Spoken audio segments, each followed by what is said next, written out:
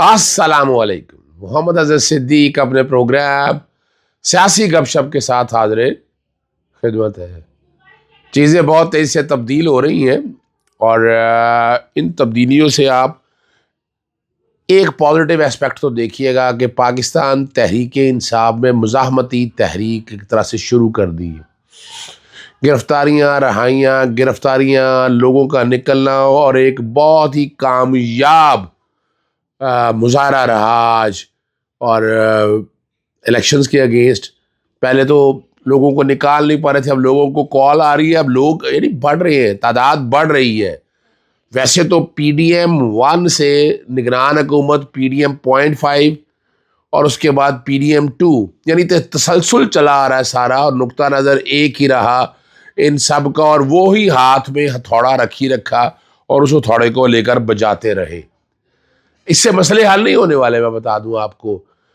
لیکن یاد رکھیے گا، میں نے جیسے پہلے پروگرام میں آپ کو بتا دیا تھا کہ نواز شریف کی مرضی کے بغیر، اور میں نے یہ بھی کہہ دیا کہ نواز شریف وزیر اعظم نہیں بنیں گے. یہ بھی سارا کچھ ریکارڈ کے اوپر موجود ہے.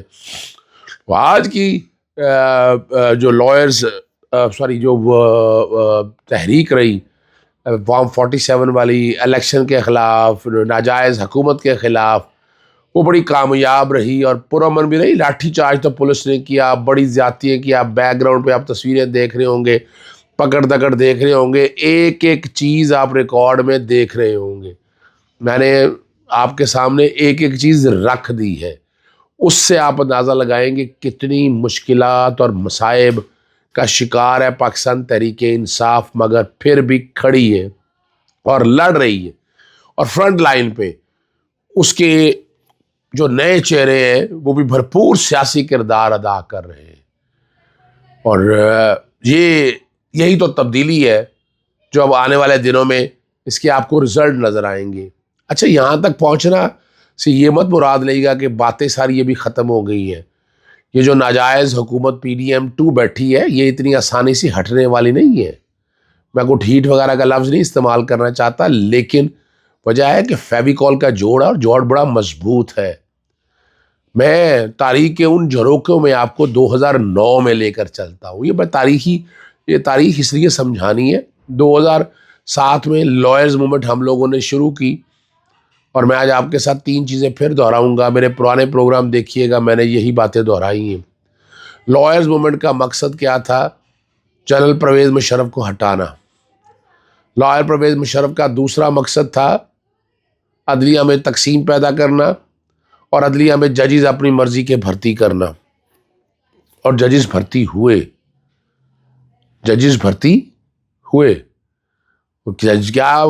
کیا کام کروایا گیا؟ ایمرجنسی پلس لگوائی گئی، ضرورت کوئی نہیں تھی. ججی سے براہ راست لڑائی کروائی گئی، اور اس لڑائی کا نتیجہ یہ ہوا کہ 105 کے قریب ججز نکالے گئے اور ججز بھرتی کی گئی. اور وہ ججز اس لیے نکالے گئے کہ آگے کئی کام ہونے تھے. تو ڈکٹیٹرشپ کے حوالے سے دروازہ کیسے بند کرنا تھا، وہ اپنی جگہ وہ ترامیم 18ویں ترامیم کے ذریعے کی گئی ترامیم. پھر ہے کہ آئین کا جو اسلامک سٹرکچر ہے اس کو تبدیل کیسے کرنا ہے، یعنی آرٹیکل 2 ہے. یہ چیلنج ہو گیا آنے والے دنوں میں. یہ میرا تجزیہ ہے، اور یہ میں آج سے بات نہیں کر رہا. سپریم کورٹ میں ججز آئیں گے، اپنی مرضی کے ہم خیال ججز آئیں گے.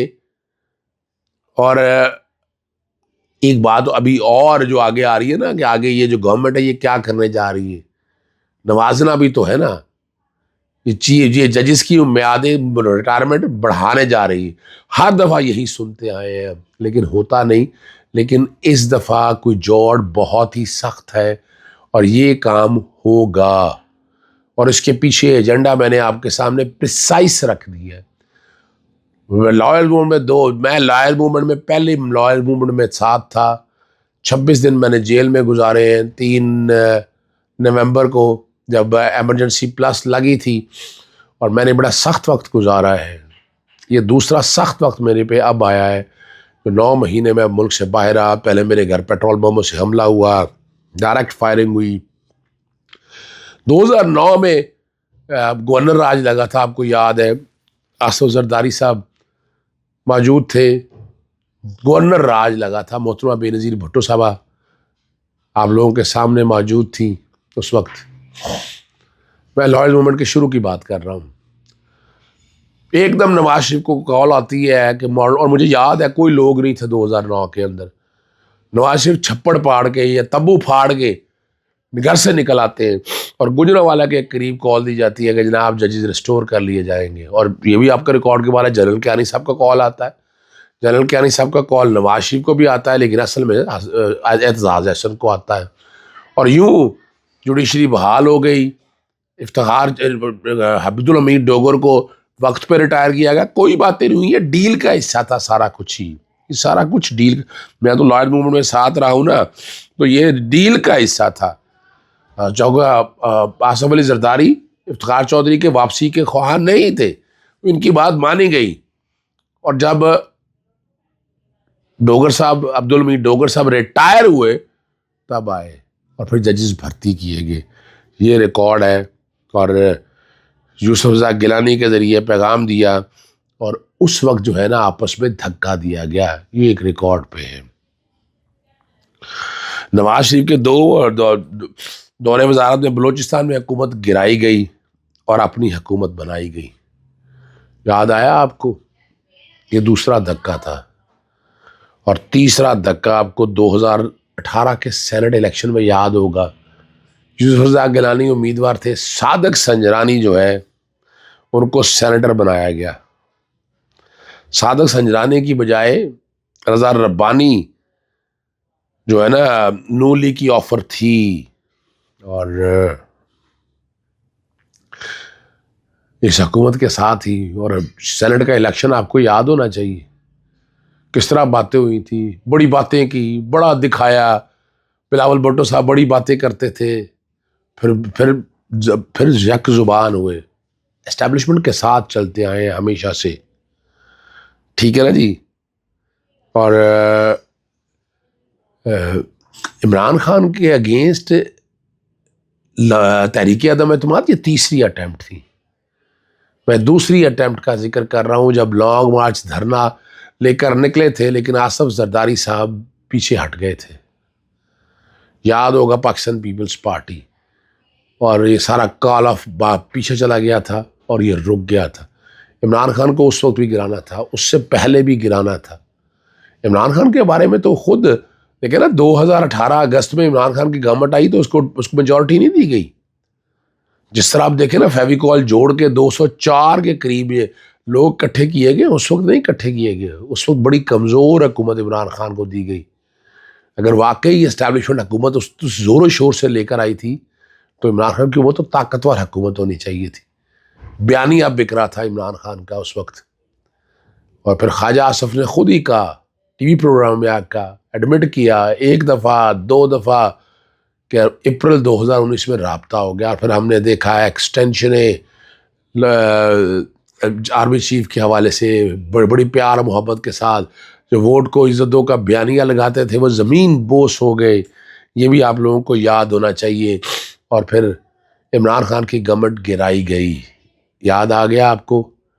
تحریک عدم اعتماد کے ذریعے گرائی گئی، خریدے گئے ووٹ.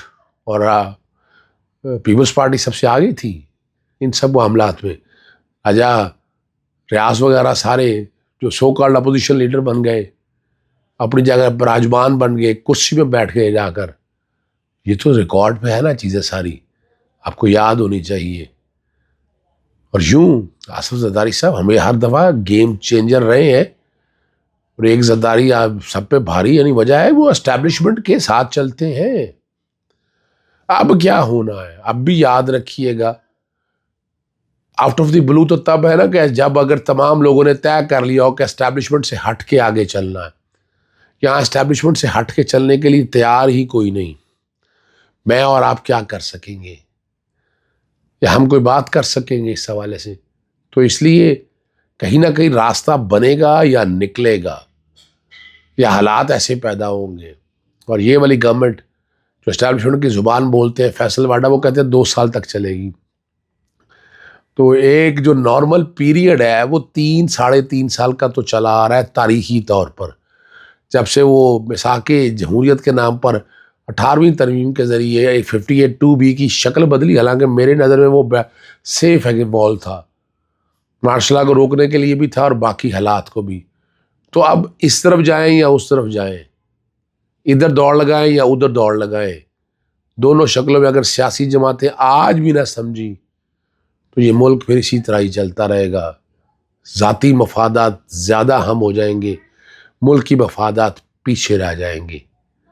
اس ملک کو لے جانے کے لیے ایک گرینڈ لائیڈاک کی ضرورت ہے، اور وہ صرف ملک کے لیے ہو۔